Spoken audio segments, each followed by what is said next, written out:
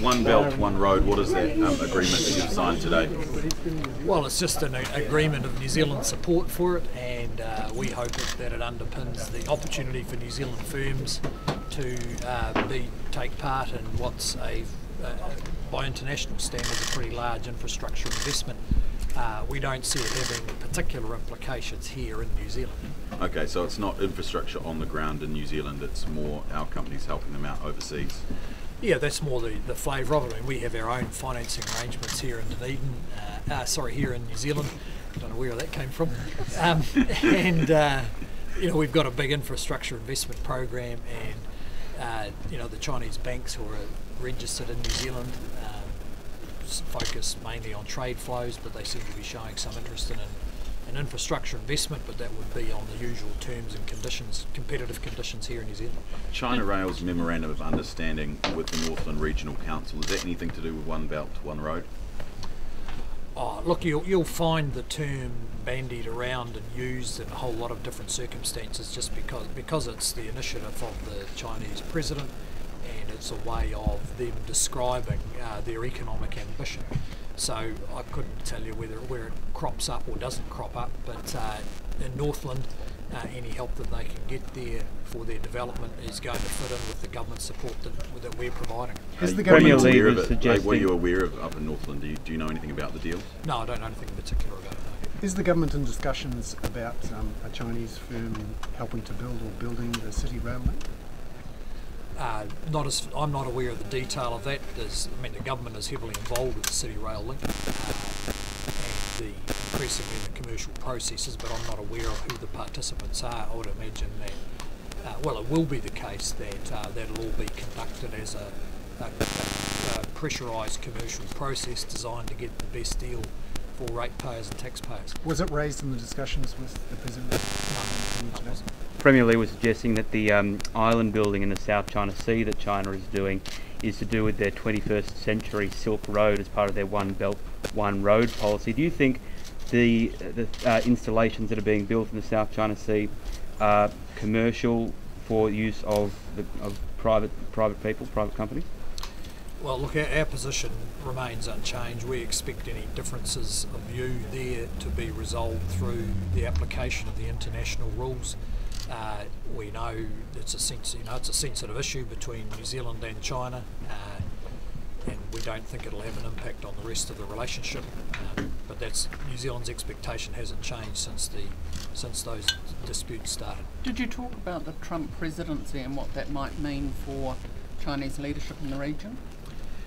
Not the Trump presidency in particular, but we did talk about the economic interdependence between China and the US, and we expressed New Zealand's interest in that being a functional positive relationship, because if it isn't, then it has a significant economic and political impact.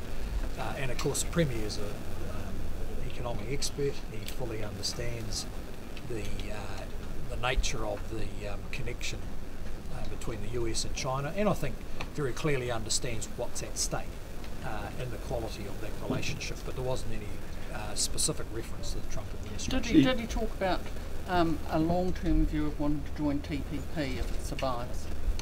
That didn't come up in detail. There was discussion about the immediate issues around getting this RCEP negotiation continued. The Chinese government's keen to see some progress. We're keen to see commercially relevant and valuable negotiations going on there. It's quite a challenge to move that along. But with respect to TPP, he didn't offer wasn't any particular comment from him. I think that they would be, I think we've yet to see what progress we can make with the other 11 countries. But in the long run, of course, technically, China can join the TPP. What's so challenging about RCEP at the moment? Just making progress in a way that we find meaningful. There's always a temptation with trade agreements just to agree on whatever. New Zealand has a strong focus on higher quality agreements that really do deliver benefits, and with RCEP that's a bit of a challenge. Was there any discussion about labour and Chinese workers perhaps being part of any infrastructure builds in New Zealand? No, and we wouldn't be making any special provisions in that respect. I mean, we do have the RSE scheme, which brings migrant labour in for seasons, but we don't have in mind any particular arrangements. As a for general Chinese workers. general rule, are you quite interested in China helping with some of our big infrastructure projects if they're the right fit? Well, look, it's up to them to decide to take part on the terms and conditions that the New Zealand infrastructure industry operates on, and that's commercially competitive. Did he give you an overview of the strategic situation in East Asia in the wake of Trump, in the light of Japanese concerns about China, and in the light of what's happening in North Korea?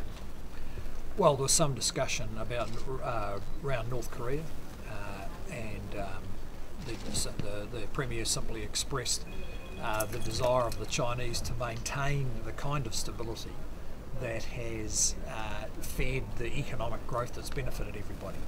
So you've got a pretty clear picture from the Premier that the Chinese leadership is focused on the right conditions for ongoing economic growth and lift rising incomes in China, and particularly in the light of the statements they've made globally about taking a leadership position on free trade.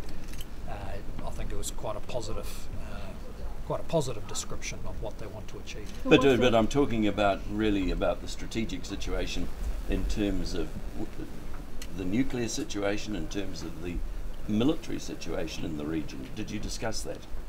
There was reference to it with respect to North Korea, but we didn't discuss that in depth. Or might have the opportunity over lunch to do that. You mentioned Premier Chinese. gave a very long answer in reply to the question about steel dumping. What did you take from that, particularly the reference to not objecting to New Zealand's level of dairy exports, and did you discuss it in the meeting? It wasn't discussed in the meeting, but look, we understand it's a sensitive issue for China. There's other cases around the world of similar nature. It's in our official process that's arm's length from government, and it'll be seen through to a conclusion according to the official process. Were you surprised though that he mentioned steel dumping and then went on to mention New Zealand's high level of dairy imports? Oh no, not particularly. I mean, I think you got a sense of the robustness of the relationship. These are issues that get talked about in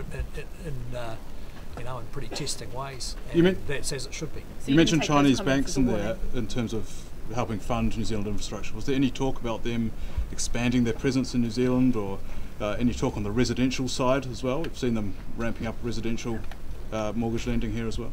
Look, there was no discussion about that as part of our bilateral discussions, but of course in our banking sector we welcome some competition. We've got a very concentrated banking sector, probably more than most other developed countries, and it's good that the conditions in New Zealand are such that smaller banks, including our local New Zealand-owned banks, are able to grow, particularly as there seems to be some evidence that the Australian banks are just tightening credit availability at the margin. What exactly did we sign up to with the Belt and Road Initiative, the MOU today, the agreement? Oh, look, it's an indication of support. It's one of these things where, in a relationship we have with China, we played a small role in it, principally through our support for the Asian Infrastructure Investment Bank. We were the first developed country to sign up to that. That was a decision made a few years ago. Their bank is now up and running. It's going to play a part in financing the various projects that the Chinese government want to initiate. So look, we've got a small role in it. We're supportive of the general notion, and we hope it does create some opportunities for New Zealand. Will we attend the summit in May, and who'll go?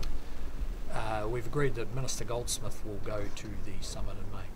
Thanks, people. Can we just have one more question? The PM's got a lunch. Just on the upgrade of the free trade agreement, what are you hoping to achieve out of that for New Zealand? Well, look, we would like to see further improvements in access of New Zealand products. Probably the main issue from New Zealand's point of view, or one of the issues from New Zealand's point of view, is just that the growth in trade has been so strong that some of the safeguard levels set back in 2008 are quite low levels. And the dairy industry's raised this issue with us. and there's other issues that I think businesses trading with China want to see dealt with. So look, it's going to be a challenging negotiation to get what New Zealand wants, but that's nothing new. I mean, we're used to always negotiating trade agreements around sensitive issues, particularly related to agricultural products. Did you get some Australia pushback? Australia's getting an upgrade as well. Will we be working with them for sort of, cooperating so we're not played off against each other? Well, we'll probably keep in mind what's going on there, but I think this one's at a further advanced stage, as the Premier indicated. We'll be starting negotiations within a month, and look forward to making progress. Would it be lawful for Okay, Chinese gotta go. workers Thanks to very be housed in cruise ships and docked in Auckland or at Northport for those big infrastructure projects? Sorry, I don't know anything about those propositions. Would that be lawful though? Do you know? I have no idea. I suspect not. Thanks Gotta very go. much.